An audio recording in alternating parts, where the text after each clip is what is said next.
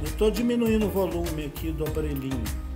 Não, tá tudo certo. Assim tá perfeito. Podemos começar. Ele já disse que estamos bem. Um, dois, três, já.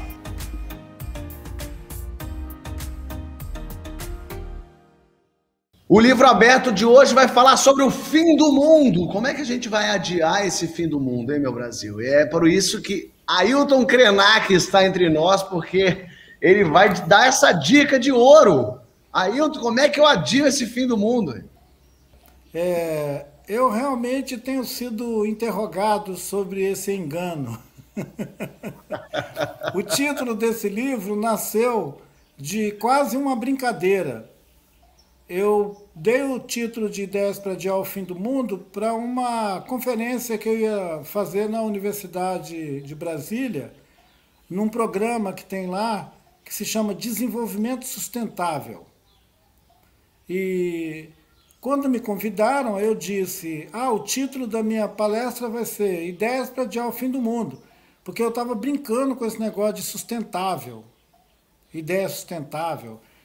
E quando eu cheguei lá no campus da universidade, eu vi o grave equívoco que tinha sido dar aquele título para a palestra, porque estava lotado de gente fazendo fila, dobrando a esquina, porque todo mundo queria saber como é que ia adiar o fim do mundo. E foi daí que eu inaugurei uma conversa sobre fazer uma crítica ao jeito errado que nós estamos no mundo. A melhor maneira da gente adiar o fim do mundo é ficando do modo certo no mundo. O mundo que todo mundo pensa, né? O meu menino, o meu filho de 10 anos, as crianças que brincam por aí, quando a gente fala mundo, mundo é uma coisa imaginária, o mundo. O mundo é um balão assim de festa no ar. O mundo pode ser um bolo de aniversário, o mundo. Ele não coincide com a paisagem onde nós estamos. Por exemplo, se um cara estiver vivendo na beira do mar, o mundo para ele não é o mar. O mundo é uma coisa subjetiva, imaginária. Acontece que nem sempre coincide essa ideia de mundo com essa realidade material da Terra, que tem floresta, tem rios, tem ar, tem o oxigênio que a gente respira, mas também tem petróleo enfiado lá nos buracos da terra que as pessoas arrancam de lá e faz esse venenão sair aqui fora e disturba tudo, né? Perturba tudo. E aí nós passamos a ter uma série de problemas pelo jeito que a gente fuça na terra, o jeito que a gente incide no corpo da terra, porque o corpo da terra é o mundo. É uma coisa muito curiosa, Krenak, porque hoje a gente tem informação sobre isso, porque há 100 anos talvez a gente pudesse pensar, as pessoas não sabem, não tem cientistas para nos provarem que realmente as coisas estão mudando, mas hoje a gente tem acesso à informação, hoje a gente sabe o que está acontecendo, a gente está vendo, está acontecendo na nossa frente, o céu de São Paulo fica preto às 3 da tarde, queimadas, 20% do Brasil foi queimado em 30 anos, mas mesmo com evidência, a gente não está nem aí para essa terra. É porque a sensação de que vai dar tudo certo, não quero que seja na minha vez. O que acontece com o ser humano que ele não está nem aí? Bem, eu acho que é aquela história de não coincidir o que a gente tem na cabeça com o que tem ao nosso redor. Por isso que eu falei, pode ter um cara vivendo num lugar maravilhoso, na beira do mar, numa praia, mas aquele lugar para ele não é o mundo. O mundo é uma imaginação. O mundo é um balão.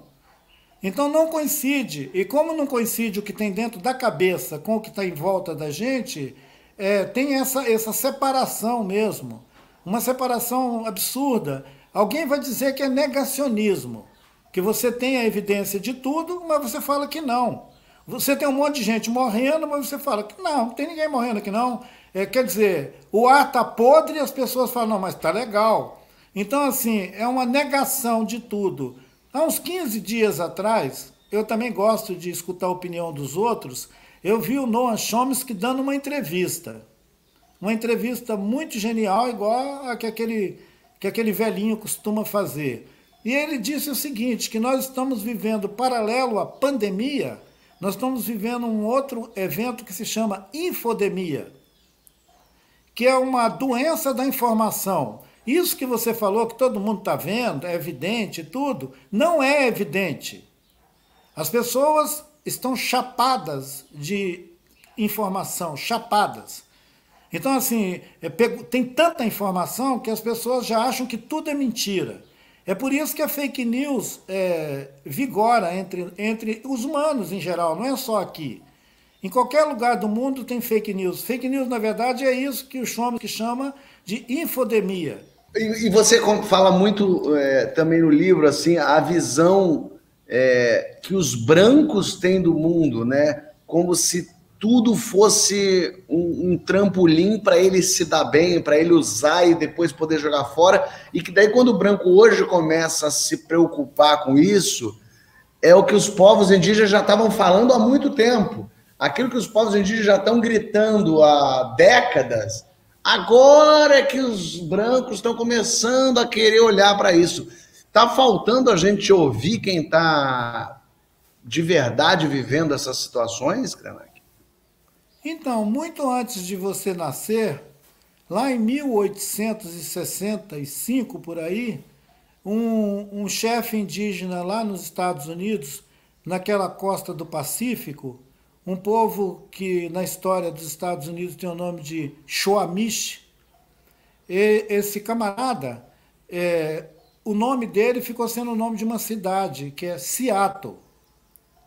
O chefe Seattle, ele foi abordado por um daqueles comandantes militares que encostou lá na terra deles para dizer, olha, o governo de Washington mandou vocês sair daí que nós vamos tomar conta dessa terra. Vocês vão para outro lugar. Aí ele pegou e falou, não, mas como assim? Aí o cara, a gente vai comprar, nós somos legal, a gente vai comprar essa terra de vocês, vocês vão embora. Ele falou, mas como comprar? A gente não compra a terra. A terra é a nossa mãe. Não tem como comprar. Aliás, quando você morrer, você vai ser enterrado aqui, ó, na terra. Que história é essa de comprar a terra? Então, se um indígena falou isso com um comandante militar americano em 1865, isso virou uma carta, é a Carta do Grande Chefe, uma carta que inspirou o movimento ecológico nos anos 50, 60, todo o movimento ambientalista, o movimento ecologista que nasceu ainda meio ingênuo, lá nos anos 60, nasceu lendo uma carta que chamava Carta do Grande Chefe, onde ele fala que é para a gente pisar suavemente na terra. Quer dizer, é uma poesia sobre a terra, dizendo que ela é nossa mãe, que a gente não vende, e que um dia a gente vai virar terra.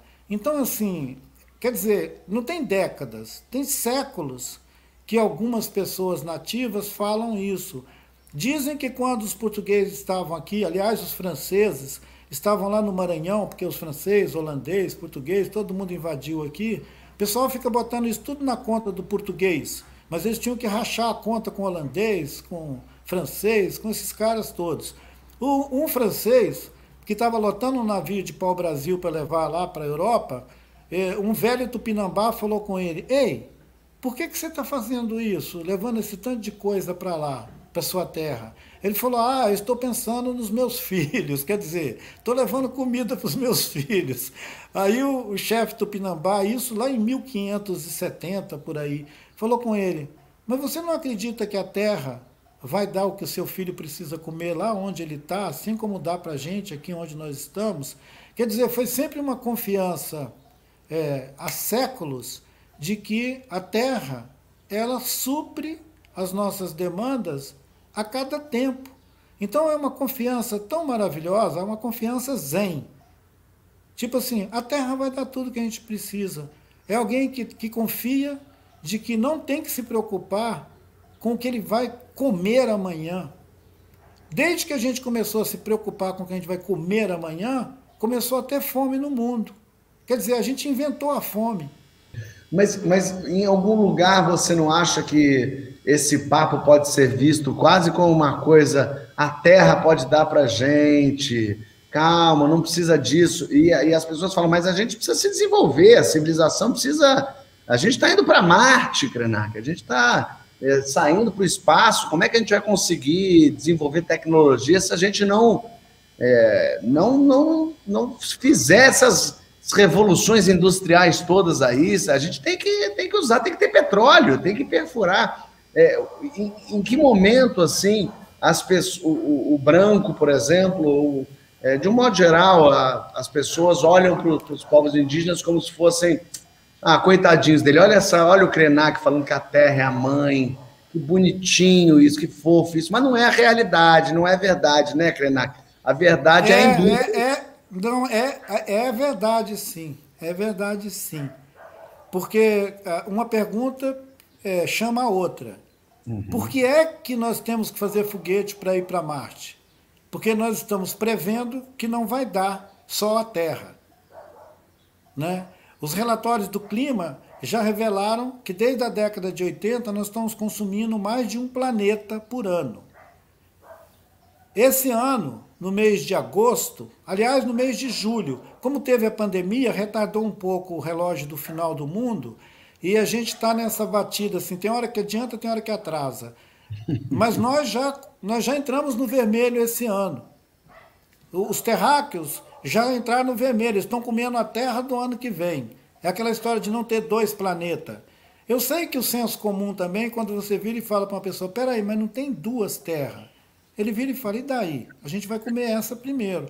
O cara que está indo para Marte, ele é um espertalhão.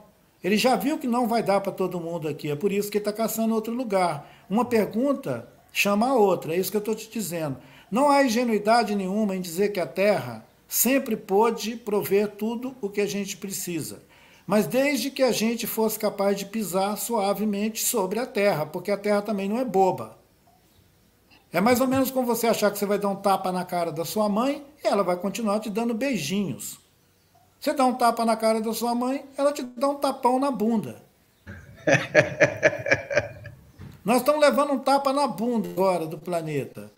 Está pegando fogo na Groenlândia. Lá naquela região da Rússia, em cima, lá no norte da União Soviética, pegou fogo. Está queimando aquela coisa que só brota no gelo. Né? Aquela vegetação que só brota no gelo está queimando. Então, assim, a Terra está com febre, está quente. As pessoas veem isso, as pessoas assistem a televisão, veem imagens e falam, nossa, que incrível, coitadinho do urso, né? Só que eles não entendem que o próximo urso é ele mesmo, é esse imbecil que está vendo a imagem. É por isso que você fala que a humanidade hoje, você denomina essa humanidade zumbi, nós já estamos meio mortos, é isso? Sim, a maioria de nós só falta deitar. E porque os caras querem ficar andando, né? Mas já morreu. Então, assim, é uma coisa terrível. Se a gente olhar a época que o Mahatma Gandhi respondeu para um jornalista inglês, você deve ter lido alguma coisa sobre isso, porque o Gandhi continua sendo uma pessoa muito referência para que está vivo, aqueles que não precisam deitar ainda, ouviram o Gandhi dizer para um jornalista inglês que estava questionando, mas eu acho tipo assim, aqui na Índia vocês são gente demais, entendeu? Por isso vocês são pobres. E aí o Gandhi teria dito para ele, não, a Terra tem o suficiente para todas as nossas necessidades. Só não dá para você ter um Rolls Royce, uma casa na praia e um apartamento, entendeu? A minha esperança é que como a Terra, confirmando o que os cientistas estão dizendo, é um organismo vivo, ele não é bobo, né? A gente pode virar zumbi, a Terra não. Porque no termo atual, o Antônio Nobre, por exemplo, que é um climatologista e um cara que estuda a Amazônia, clima, floresta e tudo, ele diz que Gaia, esse organismo vivo da Terra, ele tem inteligência. Então eu acho muito interessante que a gente admite que essa trolha aqui, ó, esse aparelhinho, é uma inteligência artificial. A gente admite. Mas quando alguém diz que a Terra, esse organismo que existe há bilhões de anos, é inteligente, as pessoas falam, não, esse cara está pensando igual o índio. Ele também está achando que a Terra é mãe dele. Então não sou só eu que acho que a Terra é nossa mãe. Tem cientistas muito interessantes que também acham que ela é inteligente, tem humor e uma série de qualidades que as nossas mães costumam ter. É muito interessante como a gente não se dá conta de que nós somos terráqueos, né? O ser humano foi evoluindo e foi, sei lá, se desenvolvendo, e ele se pensa meio fora da Terra. Ele não é mais bicho, ele não é mais animal, ele acha que ele é superior a tudo isso. Quando, na verdade, quando a gente está falando do fim do mundo, a verdade é que a gente está falando do fim da humanidade, porque o mundo vai continuar. O planeta já teve um meteoro que bateu nele e ele continuou. O planeta já teve uma lua que bateu nele e ele continuou. Então, a verdade é que o que acaba é a humanidade. O planeta vai ser chato para ele, mas ele volta. Caiu um meteoro, matou toda a vida no planeta, depois olha a gente aqui de volta. Então, maravilha. Esse olhar de que somos superiores à Terra, somos superiores podemos viver fora daqui. Se você ver relatos de astronautas falando, eu vi um documentário um dia, um astronauta falando uma coisa que eu não tinha me dado conta. Ele falou: o corpo humano foi feito para viver na Terra, na gravidade que existe aqui. A gente, quando sai da Terra, a gente é um alienígena e imediatamente o nosso corpo estranha tudo, porque não tem gravidade, então você não consegue engolir direito, você não consegue parir em outra gravidade, porque o filho foi feito para sair na gravidade da Terra. Então essa ideia, inclusive, de que a gente vai para Marte, viver em Marte, que é uma coisa completamente futurista, é uma grande mentira, porque a gente não consegue viver em outro lugar, porque o nosso corpo, a gente foi feito para viver na Terra, porque a gente é parte da Terra, né? Maravilha.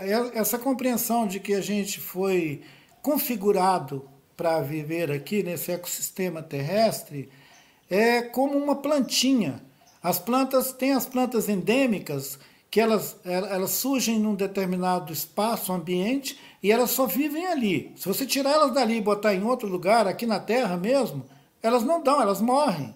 Você vai ter que fazer uma estufa para elas ficarem vivendo lá, quer dizer, para elas ficarem sobrevivendo lá. Mas para elas existirem mesmo, para elas se reproduzirem numa boa, elas têm que estar no ecossistema deles. O ecossistema terrestre é onde o humano pode, inclusive, proliferar, que é uma coisa perigosa. É legal a gente poder viver aqui, mas não é legal a gente proliferar.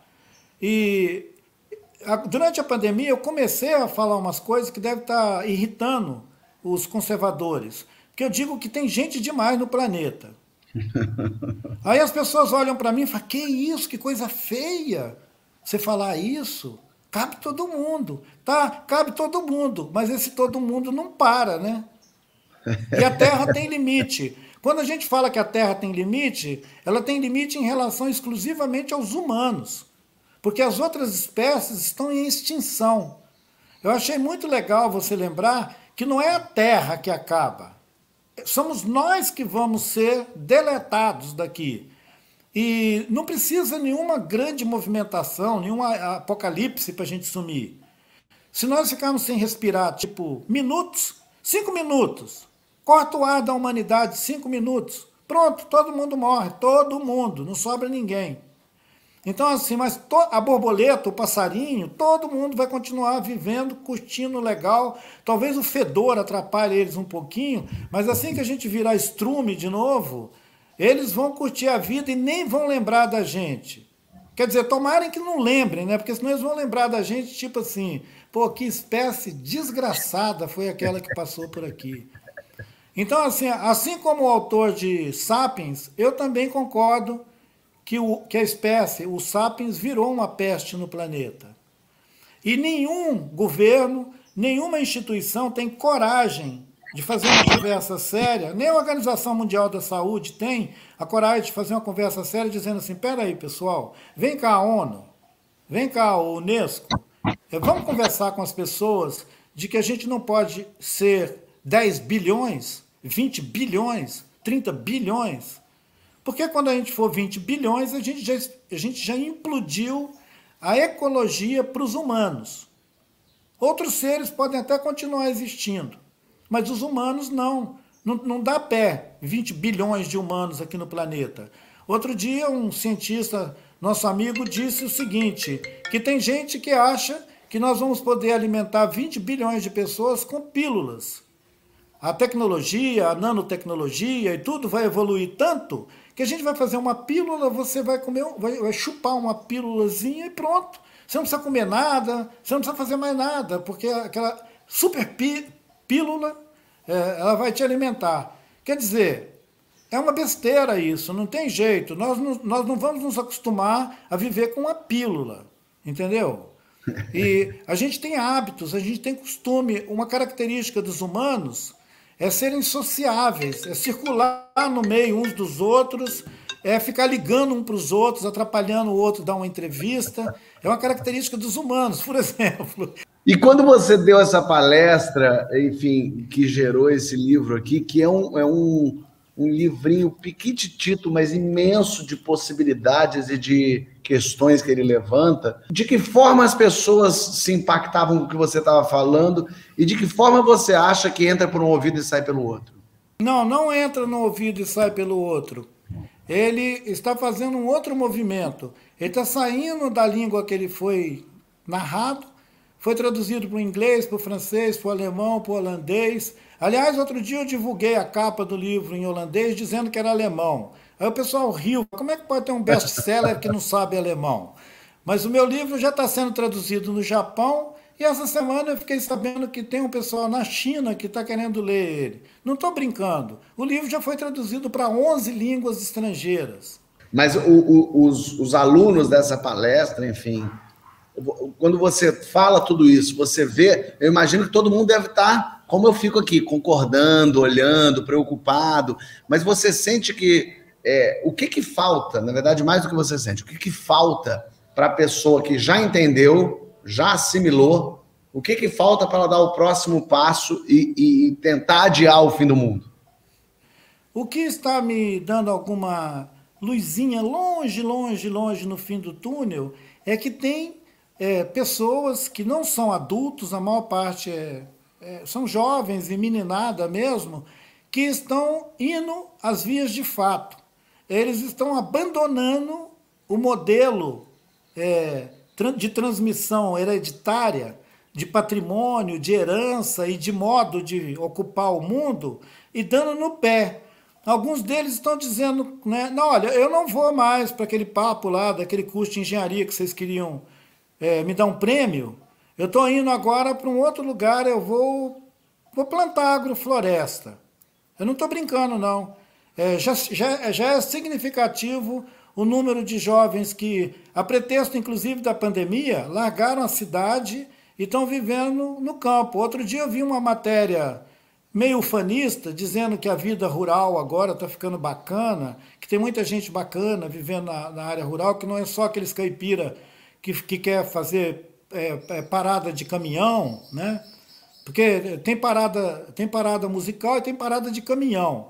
Aí eles falam, não, esses caipira que fazem parada de caminhão são chatos, agora tem um pessoal mais legal vivendo na zona rural, que são os meninos que estão abandonando a expectativa de MBA, de universidade na França e nos Estados Unidos, e dizendo que se eles souber plantar e colher um alimento saudável e viver numa casa no campo, daqui a pouco eles vão tocar a música do Sai Guarabira. Eu quero uma casa no campo, já vão tocar Elis Regina. Então, assim, quer dizer, há esperança no fim do mundo. A esperança no fim do mundo. É difícil ter esperança no ser humano mesmo. Quando a gente fala de consumo, imediatamente alguém vai te mandar para Cuba, então vai ser socialista, doa tudo que você tem, vai viver então na China, Coreia do Norte. Tem um olhar para o capitalismo como se a gente tivesse atingido o máximo da nossa capacidade. O capitalismo é a melhor coisa que existe, não há nada melhor que isso, vamos ter que viver com isso. Independente de fazer comparações com outros sistemas, a gente já não passou da hora da gente evoluir o capitalismo, da gente conseguir trazer um outro tipo de pensamento, porque é isso. Claramente, o capitalismo está nos levando ao fim do mundo. Mas se eu começo a falar mal do capitalismo, eu sou um maluco, eu sou um socialista que tem que doar toda a minha vida. Por que a gente não fala sobre um novo tipo, não é voltar para coisas que a gente já teve, mas por que a gente não fala sobre um desenvolvimento de um novo sistema de governo, por exemplo, de vida? Olha, você vai me dar a oportunidade de falar uma coisa que foi a esperança que eu tive no Biden suceder o Trump. Quando o Biden começou com aquela conversa dele de mudar o paradigma do capitalismo americano, mudando inclusive a matriz energética, abandonar toda aquela fúria tecnológica capitalista e começar a investir em biotecnologia, eu falei, olha, esse velhinho é interessante. E, de repente, ele vai para a cúpula do clima e vai convencer os amigos ricos dele da Europa de que, ao invés de ficar fissurando o planeta, a gente deveria fazer investimento agora num tipo de tecnologia que é inteligente e que o objetivo imediato dela não é dar lucro, mas é criar as condições boas para que a gente possa continuar vivendo bem no planeta Terra. Não pirar com outras galáxias, mas ficar aqui bem. Então seria uma coisa modesta. Não é voltar para lugar nenhum, não. Aí a esperança que me deu foi o seguinte, ao invés de ficar essa brigaiada na América Latina, os Estados Unidos administrando a relação péssima dele com a América Latina, que eles invertessem a parada e começassem a investir numa tecnologia que poderia ser chamada de uma tecnologia limpa, para que esses povos da América Latina pudessem dialogar com suas matrizes culturais, produzir qualidade de vida e produzir, inclusive, uma relação entre os povos que fosse saudável, que não fosse da gente ficar matando uns aos outros. Porque, para além da gente matar outras vidas do planeta, ultimamente o que os humanos mais estão fazendo é matando uns aos outros. Eles pegaram aquele mandamento lá, bíblico, matai-vos uns aos outros. Então eles estão levando o negócio ao pé da letra. Se a gente escapasse dessa fúria de matai-vos uns aos outros e investisse em tecnologia para melhorar a vida na Terra, isso não tinha que ser fora do tal do capitalismo, porque o capitalismo adora, na verdade, é o barulho da moeda. Ele é um monstro burro e cego. Se você chacoalhar uma moeda, ele fica calmo. Então, chacoalhar a moeda é continuar investindo em tecnologia, né? Os laboratórios não precisam falir, pelo contrário, ao invés de ficar produzindo remédio, eles podem começar a produzir alguma coisa mais interessante do que remédio. Porque quando você está produzindo remédio, você está fazendo a corrida da doença. É uma corrida da doença fazer remédio. Se a gente parar de produzir vírus, a gente vai parar de produzir vacina. Se a gente continuar derrubando floresta, danando com tudo, nós vamos continuar tendo vírus. Eu nunca mandei, detonar o capitalismo. Inclusive, porque é por causa do capitalismo que nós estamos aqui falando nessa internet aqui. Eu estou aqui abanando esse celular. Essas coisas são típicas produção do capitalismo. O problema do capitalismo, ele ergue e destrói coisas belas. Quer dizer, para o capitalismo continuar bombando, ele tem que continuar destruindo a produção de vida dentro do planeta. O problema é que a gente ficou tão medíocre que nós paramos na história do século XX, com aquela história de comunismo, capitalismo. O muro de Berlim caiu, mas não caiu na cabeça de ninguém. Então, assim, ele continua dentro da cabeça de muita gente. Que loucura, né? A gente tentando ir para frente, mas também as pessoas puxam a gente para trás. Eu lendo o seu livro, eu lembrei de uma frase que você disse numa entrevista, que é: governos vão e vêm, mas passam, como uma enchente. A gente está vivendo uma enchente violenta nesse momento, né? Qual que você acha que vai ser o saldo de destruição dessa década, inclusive? Você está falando dela agora, e a gente está ainda no Brasil mais assim. Você acha que a gente vai levar muito tempo para se recuperar dessa porrada que a gente está tomando ainda? Bom, gente que se dedica mesmo a ficar olhando essas mudanças, dizem que de dentro dessa experiência que nós estamos chamando de capitalismo, mas que na verdade é o sistema financeiro global, para a gente não ficar aborrecendo quem não gosta que fala essa palavra capitalismo, então vamos falar o seguinte: o sistema financeiro global, ele tem interesse em se perpetuar. Para ele se perpetuar, eles estão também estudando o futurinho deles, das moedinhas. Então, eles estão dizendo o seguinte, que até a década de 35, 40, por aí, não vai ter mais o mundo do trabalho. Aquele lugar que os trabalhadores iam, trabalhavam e depois voltavam para casa, vai zerar, vai acabar aquilo. Então, vai ter um outro tipo de sociedade. E que esse outro tipo de sociedade vai se relacionar também com os governos de uma outra maneira. Eles vão produzir um tipo de governança que é mais parecido com um CEO, um gerente de uma corporação, que ele tem que apresentar resultados, senão ele perde o emprego, que é uma coisa que não acontece na política. Na política, quanto mais bandalheira você faz, mais herói você é. Os caras estão querendo, na verdade, pôr no mundo da política uma prática que é corporativa. Se você é simpático ou não a essa ideia, não interessa. Eu também não sou. Mas é o que estão dizendo, que vai acabar esse papo de fulano vota em cicrano e vai ter uma gestão global, compartilhada do mundo, que pode, inclusive, supor que a gente não vai ter essas fronteiras nacionais, porque já que mundo e terra vão coincidir finalmente, no começo da nossa conversa a gente viu que mundo é uma coisa e terra é outra, vai ter uma hora que vai coincidir mundo e terra. Quando coincidir isso, todos esses primatas da política vão ter que arrumar outra coisa para fazer, de repente eles vão virar esterco. E outro tipo de gente, talvez os nossos netos, filhos, vão ter a opção de fazer outra gestão do mundo. Ao invés de governar o mundo vai ter gestão, que é diferente dessa palhaçada política que a gente ficou engolfado nele até agora, que vai governo, volta governo. Parece um tsunami, né? A gente se respira, lá vem outro tsunami, ou uma descarga em cima. Então, assim, é terrível. É terrível contra os insetos também, porque os insetos não aguentam mais tanta palhaçada dos humanos. Ninguém está aguentando. Ninguém, nem os insetos, nem os anfíbios, nem os felinos. Ninguém aguenta mais esses humanos acabando com tudo, destruindo tudo. Ô, Krenak, você, quando era pequenininho, seus pais contavam muita história para você? Bom, na verdade, contavam muita história ao meu redor, não só meus pais.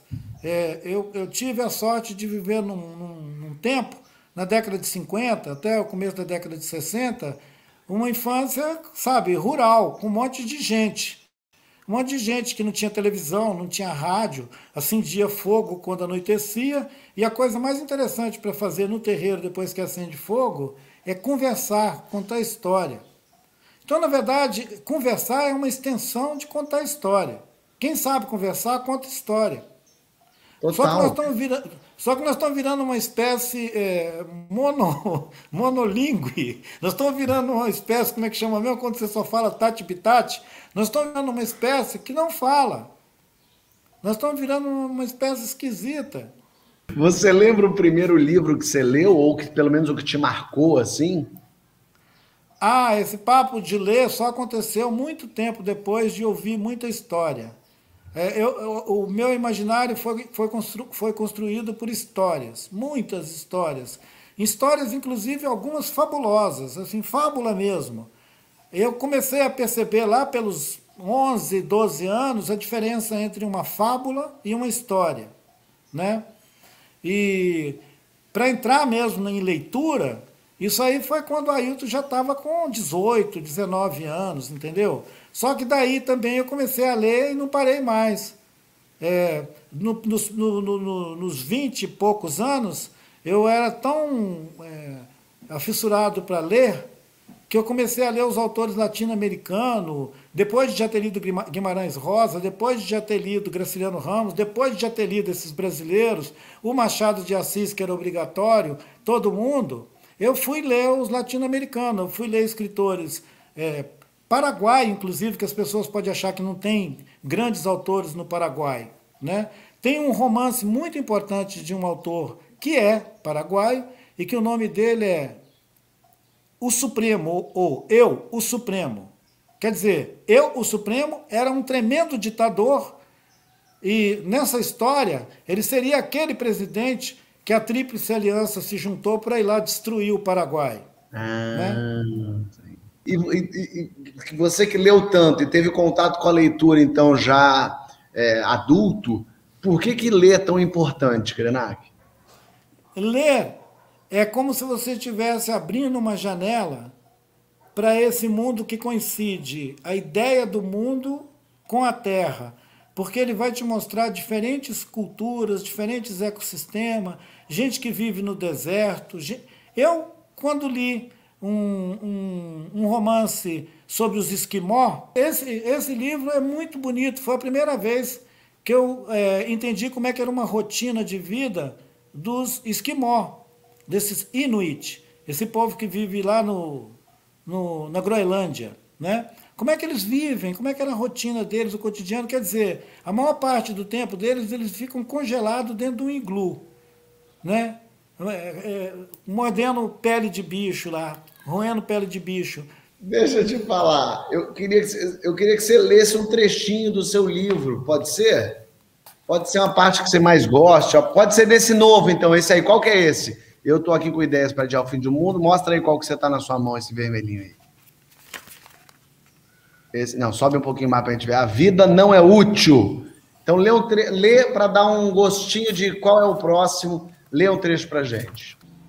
Quando pergunto se somos mesmo a humanidade, é uma oportunidade de refletirmos sobre sua real configuração.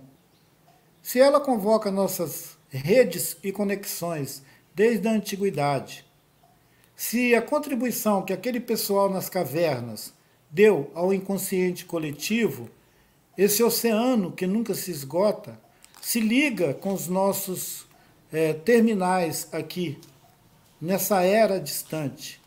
Se em vez de olharmos nossos ancestrais como aqueles que já estavam aqui há muito tempo, invertemos o binóculo, seremos percebidos pelo olhar deles. Quando perguntamos se somos mesmo uma humanidade, é uma oportunidade de refletirmos sobre a sua real configuração. Se a contribuição que aquele pessoal nas cavernas, lá nos primórdios, deu ao inconsciente coletivo, esse oceano que nunca se esgota, o tal do inconsciente coletivo, se liga com os nossos terminais, aqui, agora, onde nós estamos, nessa era distante. Se em vez de olharmos os nossos ancestrais como aqueles que já estavam aqui há muito tempo, e invertermos o binóculo, seremos percebidos pelo olhar deles. Ailton Krenak, quero te agradecer muito pelo papo, por essas ideias. Vamos tentar adiar um pouco mais quem está ouvindo, quem está lendo, quem está indo atrás. A vida não é útil. Ailton sempre provocando as pessoas. Obrigado mais uma vez. Conte comigo para o que precisar, tá bom? Eu que agradeço me botar na fita junto com esse monte de autores incríveis que você está convidando e trazendo para Livro Aberto. Beijo para você. Krenak, foi maravilhoso. Obrigado de verdade pelo papo. Vamos só tirar uma fotinho, faz um sorriso para a câmera aí, que a gente tira uma fotinho para divulgação. Ó.